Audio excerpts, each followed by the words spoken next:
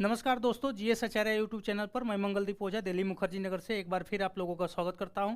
अभी हमारी बिहार की अर्थव्यवस्था की क्लास है चल रही है और उस क्लास में हम एक महत्वपूर्ण टॉपिक के साथ आपके सामने उपस्थित हैं, बिहार की योजनाएं।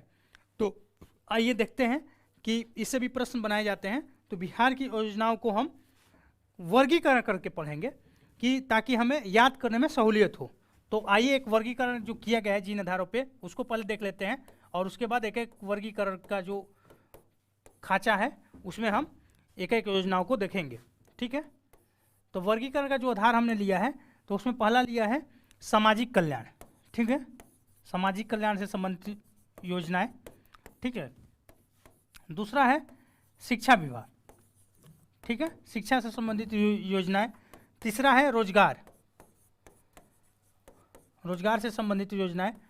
अगला है स्वास्थ्य, स्वास्थ्य से संबंधित योजनाएं।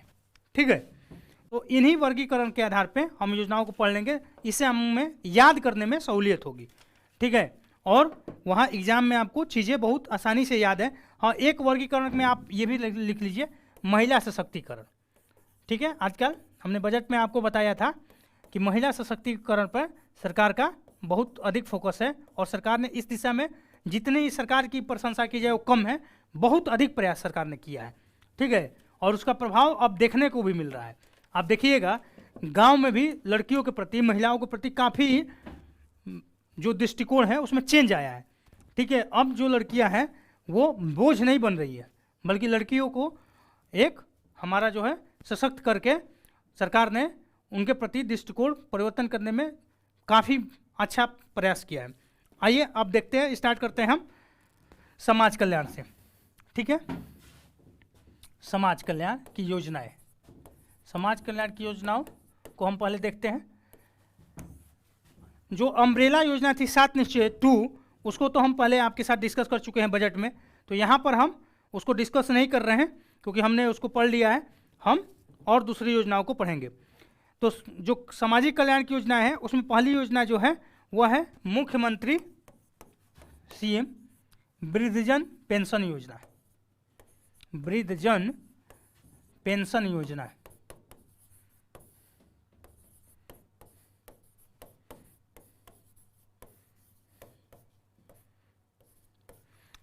ठीक है, यह जो है यह पेंशन योजना जो है उन लोगों के लिए है जो और पेंशन योजनाओं में शामिल नहीं है। इसके लिए 2 शर्त रखे गए हैं सरकार के द्वारा।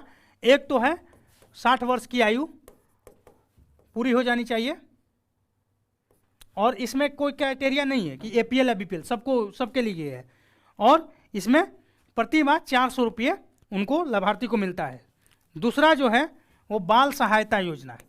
क्वेश्चन हमें ज़्यादा संभावना है कि यह योजना पूछी जाए, आप इसे याद रखेंगे, नोट जरूर करिएगा। यह बाल सहायता योजना। बाल सहायता योजना जो है वह उन बालकों को सरकार आर्थिक सहायता देगी जिनके माता पिता का या माता पिता में से किसी एक का कोविड के कारण मृत्यु हो गया था। जैसा कि आप जानते होंगे कि महामारी 2020 में आई थी कोविड, और कोविड का जो फर्स्ट चरण था, फर्स्ट लहर, वो तो कम प्रभाव डाला, लेकिन सेकेंड लहर जो 21 में आया उससे काफ़ी नुकसान हुआ, जान माल की काफ़ी हानि हुई। और उसमें कितने देखा गया कि ऐसे बच्चे हुए जिनके माता पिता दोनों गुजर गए। तो उनके सहायतार्थ के लिए हमारे बिहार सरकार ने जो योजना चलाई है बाल सहायता योजना, और इसमें जो क्राइटेरिया है वो है कि माता पिता या तो दोनों गुजर गए हैं या उनमें से किसी एक की भी मृत्यु हुई है, तो वैसे बालक को 1500 रुपया मासिक की सहायता दी जाएगी और यह 18 वर्ष तक की आयु तक दी जाएगी। तो 18 वर्ष तक की आयु के बच्चे को मिलेगा 1500 रुपया मासिक। ठीक है, अब अगला जो है वो है सीएम विकलांग या दिव्यांग जन इसे कह सकते हैं। इनके जो सम्मानित नाम जो हमारे प्रधानमंत्री साहब ने रखा था दिव्यांगजन, तो दिव्यांगजन छात्र सशक्तिकरण योजना, सशक्तिकरण योजना। और इसका कोडवर्ड नाम है, संक्षिप्त नाम संबल। संबल योजना का जो उद्देश्य है वो है हमारे जो दिव्यांगजन छात्र है उनको ट्राई साइकिल बैटरी वाला बैटरी वाला जो आजकल देखते हैं ई व्हीकल वो उपलब्ध कराना।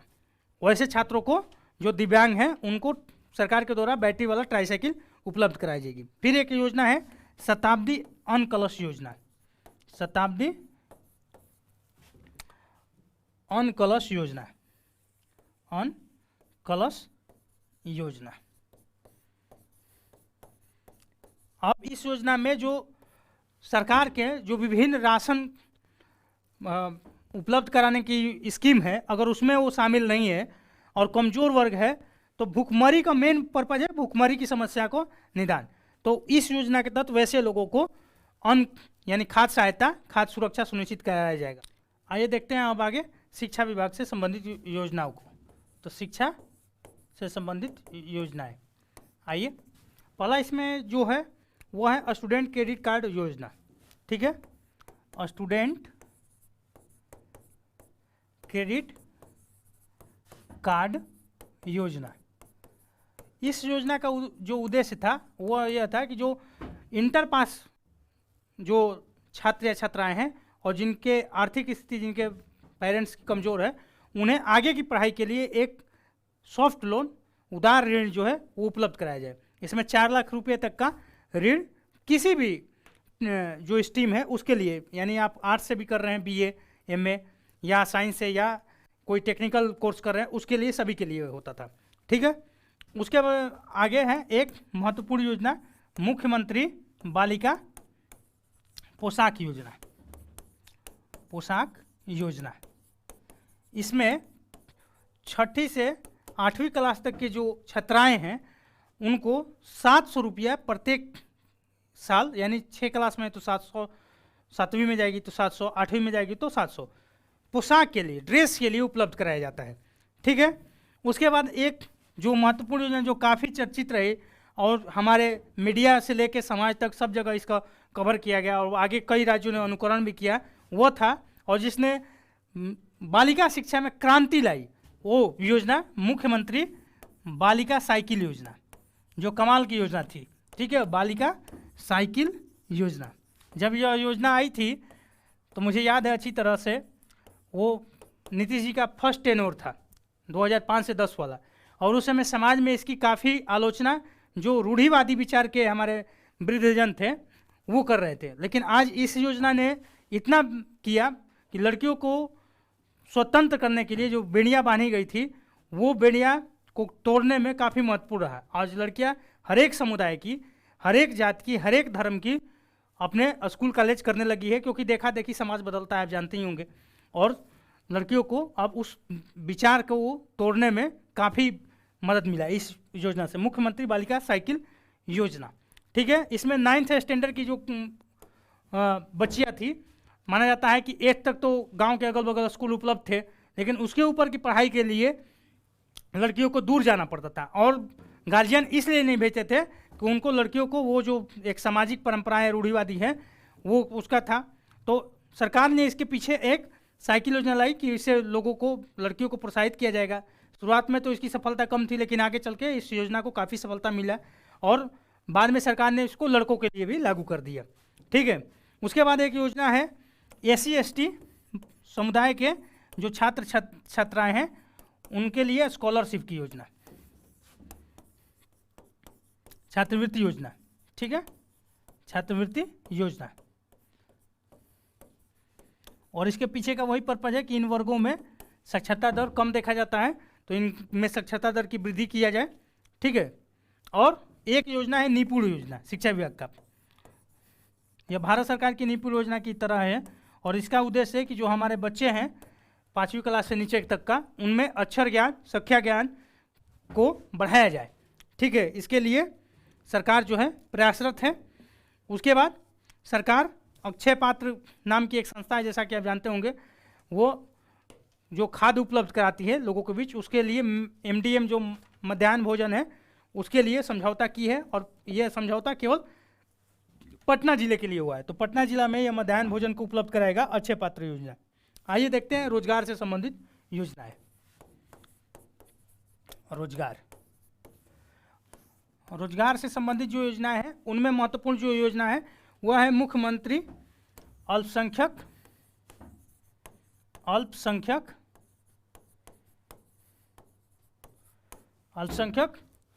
रोजगार ऋण योजना, रोजगार ऋण योजना।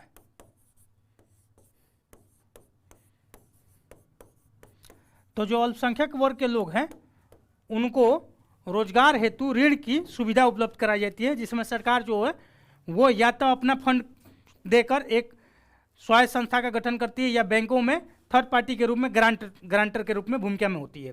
ठीक है। उसके बाद एक योजना है ग्राम परिवहन योजना, मुख्यमंत्री ग्राम परिवहन योजना, ग्राम परिवहन योजना। और इस योजना में जो सरकार है वो 1 लाख रुपये तक की सब्सिडी उपलब्ध कराती है, अनुदान। अगर कोई गांव का बेरोजगार आदमी अगर 3 व्हीलर या 4 व्हीलर सवारी गाड़ी खरीदता है जो गांव में परिवहन का साधन उपलब्ध कराती है, तो वैसे में सरकार उसको या तो कीमत की 50% या 1 लाख रुपये तक मैक्सिमम अनुदान उपलब्ध करवाती है, और इससे रोजगार भी जनरेट होते हैं। फिर है SC/ST उद्यमी योजना, SC/ST उद्यमी योजना। इसमें 10 लाख रुपये तक का सरकार प्रावधान रखी है इनको मदद करने के लिए। ठीक है। अब एक है महिला उद्यमी योजना, महिला उद्यमी, महिलाओं को उद्यमिता के क्षेत्र में बढ़ावा देने के लिए महिला उद्यमी योजना, और इसमें सरकार 10 लाख रुपये तक का ऋण दिलवाती है, जिसमें 50% सहायता अनुदान होता है, 10 लाख तक का ऋण।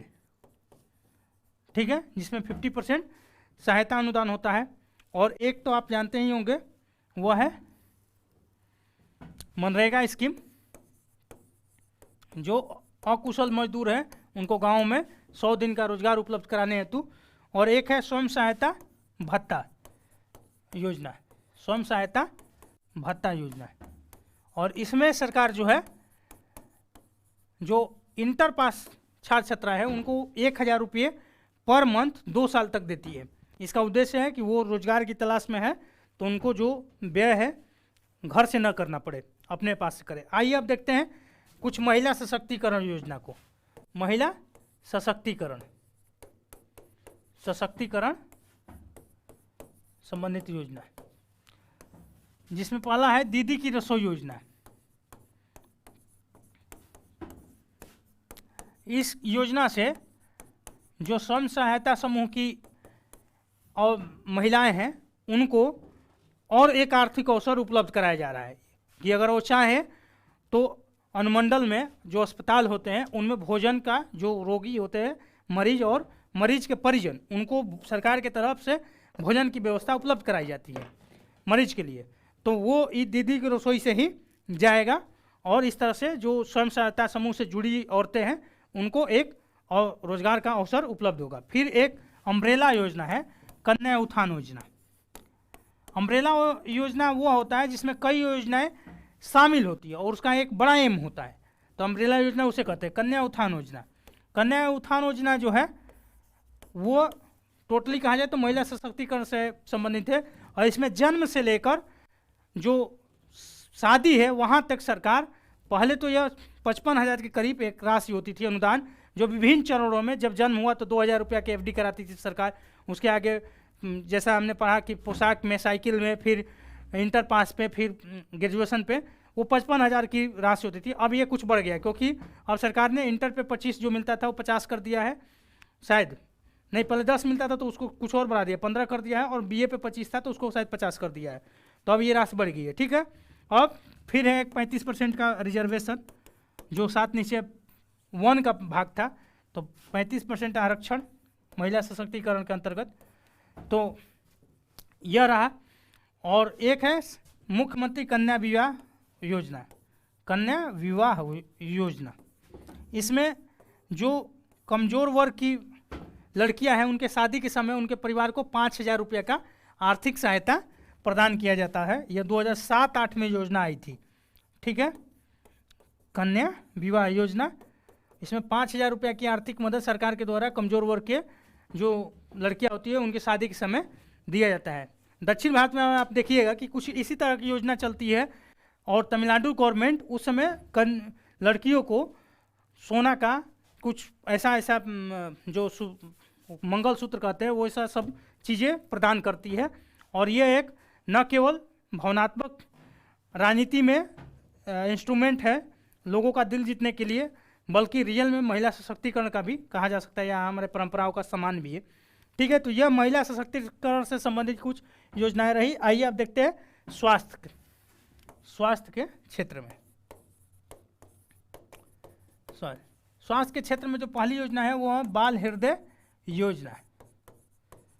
बाल हृदय योजना, यह जो योजना है, कुछ ऐसे बच्चे होते हैं, एक रोग होता है जिसमें बच्चों में जन्म के समय से ही हृदय में छेद रहता है, और वो अगर वो ठीक नहीं कराया जाए तो माना जाता है कि वो बच्चे ज़्यादा दिन तक जिंदा नहीं रह सकते हैं और समय से पहले ही वो उनकी मृत्यु हो जाएगी। तो सरकार ने ऐसा निर्णय लिया है कि अगर ऐसे कोई बच्चे जो गरीब हैं उनका इलाज टोटली सरकार की मदद से कराया जाएगा और फ्री में कराया जाएगा। ठीक है, तो ये बाल हृदय योजना है। फिर है सीएम चिकित्सा सहायता योजना है, मुख्यमंत्री चिकित्सा